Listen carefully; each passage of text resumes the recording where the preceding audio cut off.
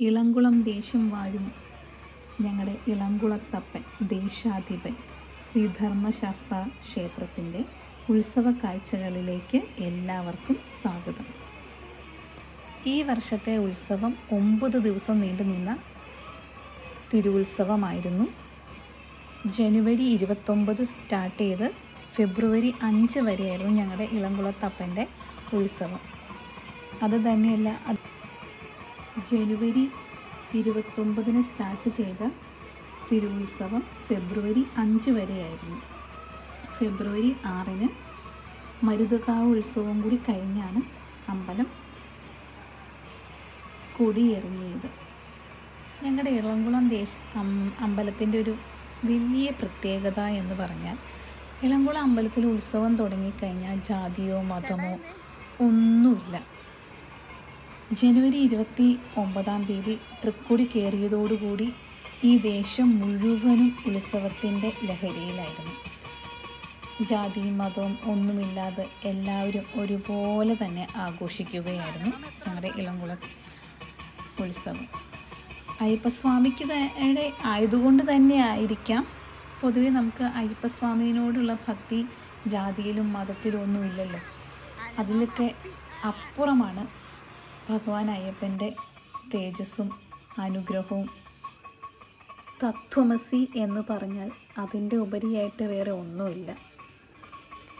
800 വർഷത്തെ പഴക്കമുള്ള ഇളംകുളം അമ്പലം NSS കരയോഗത്തിൻ്റെ കീഴിലാണ് സ്ഥാപിക്കപ്പെട്ടിട്ടുള്ളത്. പക്ഷേ ഈ ഇളംകുളം അമ്പലത്തിൻ്റെ കരയോഗത്തിൽ NSSൻ്റെ മുൻകൈ ആണെങ്കിലും ഇവിടുത്തെ കരയോഗത്തിൽ എല്ലാത്തരം ജാതിക്കാരെയും ഇൻക്ലൂഡ് ചെയ്യാറുണ്ട്.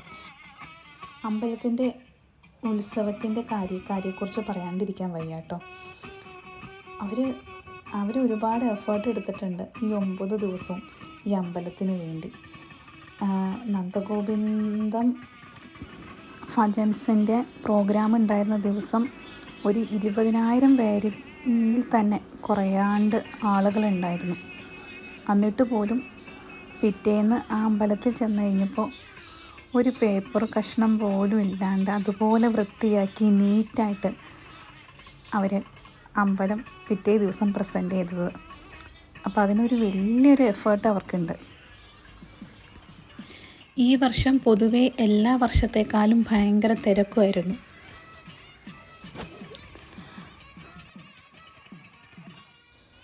അമ്പലത്തിലെ ഉത്സവങ്ങളിൽ ഏറ്റവും മനോഹരമായ കാഴ്ച എന്താണെന്ന് ചോദിച്ചാൽ, കൊമ്പന്മാർ ഭഗവാന്റെ തിടമ്പുമേറ്റ് നിൽക്കുന്നത് തന്നെയാണ് അമ്പലത്തിലെ ഉത്സവത്തിലെ ഏറ്റവും മനോഹരമായ കാഴ്ച. ഈ പ്രാവശ്യം അമ്പലത്തിൽ ആനകൾ കുറവായിരുന്നു. ഈ പ്രാവശ്യം 5 ആനകളെ ഉണ്ടായിരുന്നുള്ളൂ. പൊതുവേ 7 ഉണ്ടാവാറ്. ഇളംകുളത്തപ്പൻ്റെ അനുഗ്രഹം കൊണ്ട് നന്ദഗോവിന്ദൻസിൻ്റെ ഭജന കേൾക്കാൻ കഴിഞ്ഞു. അതൊരു വലിയ കാര്യമായിട്ട് തന്നെ എനിക്ക് തോന്നുന്നു. ഞാൻ ഓർത്തുകൊണ്ടിരുന്നത് ഇവർ കോട്ടയംകാരാണ് നന്ദഗോവിന്ദം ഭജൻസ് എന്നറിയാം. പക്ഷേ ഈ കോട്ടയം ജില്ലയിൽ നിരന്ന് പിടിച്ച് അവർ ഭജന എടുത്തേക്കുമായിരുന്നു. പ്രോഗ്രാമായിരുന്നു അവരുടെ. ഞങ്ങളുടെ ചുറ്റുമുള്ള എല്ലാ അമ്പലങ്ങളിലും ഇവരുടെ ഭജനയായിരുന്നു. അപ്പോൾ ഞാൻ ഓർത്തു, ഇങ്ങനെ നിരന്ന് പിടിച്ച് ഇവർ പ്രോഗ്രാം എടുക്കുമ്പോൾ ദൈവമേ, ഈ ഫോണിൽ കാണുന്നതിൻ്റെ ഒരു ഫീലിങ്ങും കിട്ടത്തൊന്നുമില്ല എന്ന് ഓർത്താണ് കേട്ടോ ഞാൻ ഈ അമ്പലത്തിൽ എന്തായാലും പോയേക്കാമെന്ന് ഓർത്ത് അങ്ങ് പോയി. ഒന്നാമത് എനിക്ക് 2 കുഞ്ഞു കുട്ടികളൊക്കെ ആയതുകൊണ്ട് എനിക്ക് അവരെയും കൊണ്ട് പോകാനൊക്കെ ഭയങ്കര പാടായിരുന്നു. പക്ഷെ അവിടെ ചെന്ന് കഴിഞ്ഞപ്പോൾ ആ പ്രോഗ്രാമിലേക്ക് നമ്മളെ അറിയാണ്ട് അവർ ഒഴുക്കി കൊണ്ടുപോകുന്നത് പോലെ എനിക്ക് ഫീൽ ചെയ്തു. അത് പറയാണ്ടിരിക്കാൻ വയ്യായിരുന്നു.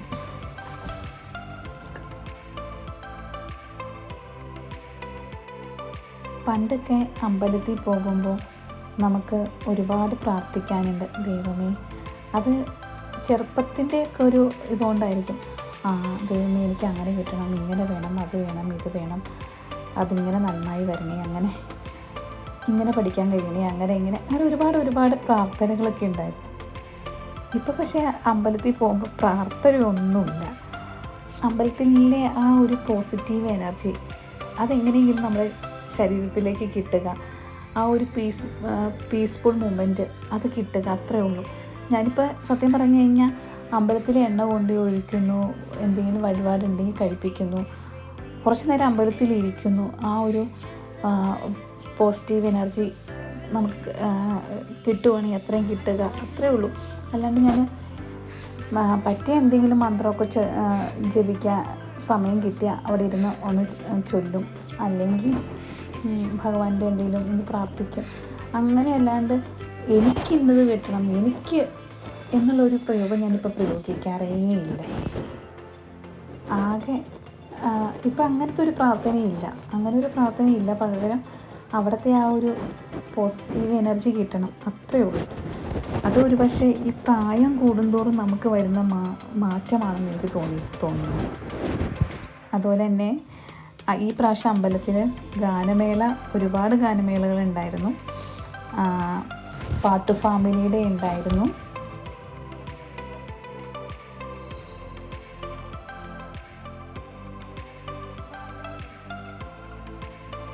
പാട്ടു ഫാമിലിയുടെ ഗാനമേളയും നല്ല രസമായിരുന്നു. അവരുടെ ആ ഒരു ഡെഡിക്കേഷൻ അപ്രിഷ്യേറ്റ് ചെയ്യാണ്ടിരിക്കാൻ വയ്യ. പണ്ടൊക്കെ ചെറുപ്പത്തിൽ ഈ കടകൾക്കടയൊക്കെ മുമ്പിൽ കൂടെ എന്തോരം നടന്നിട്ടുള്ളതാണ്. ഓരോ സാധനങ്ങൾ മേടിക്കാനും എടുക്കാനും, പലഹാരങ്ങളാണെങ്കിലും ഓരോ സാധനങ്ങൾ മേടിക്കാനും. ഇപ്പം എൻ്റെ മോള് നടക്കുന്നത് പോലെ ഞാൻ നടന്നിട്ടുണ്ട്. പക്ഷേ പ്രായമായപ്പോൾ നമുക്ക് ഇതിൽ നിന്നൊന്നും ഒരു സാധനം പോലും ഞാൻ എനിക്ക് വേണ്ടി മേടിച്ചില്ല. കാരണം ഇതൊക്കെ ഇനി ഞാൻ പഞ്ചവാദ്യത്തിൻ്റെയൊക്കെ തമ്പുരാനായ സർവശ്രീ കലാമണ്ഡലം ശ്രീ കരിയന്നൂർ നാരായണൻ നമ്പൂതിരിയുടെ പഞ്ചവാദ്യവും, മേജർ സെറ്റിൻ്റെ പാണ്ഡ്യമേളവും, മേജർ സെറ്റിൻ്റെ പഞ്ചവാദ്യം കൊണ്ടൊക്കെ ഞങ്ങളുടെ ഇളംകുളം ദേശം ഒരുപാട് അനുഗ്രഹിക്കപ്പെട്ടു. അതുപോലെ തന്നെ നാടകവും ബാലയും അവസാന ദിവസത്തെ ഗാനമേളയും എല്ലാം അതിമനോഹരമായ കാഴ്ചകളായിരുന്നു.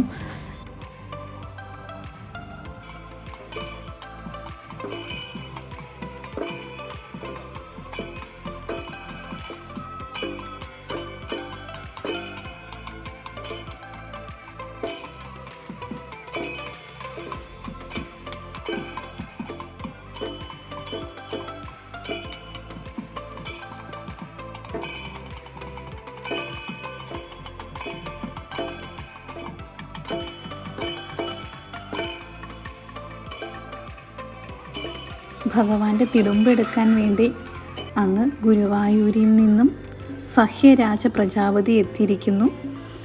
അതിൻ്റെ വീഡിയോയും കൂടി എല്ലാവർക്കും കാണാനായിട്ട് ഞാനിവിടെ പങ്കുവച്ചിട്ടുണ്ട്.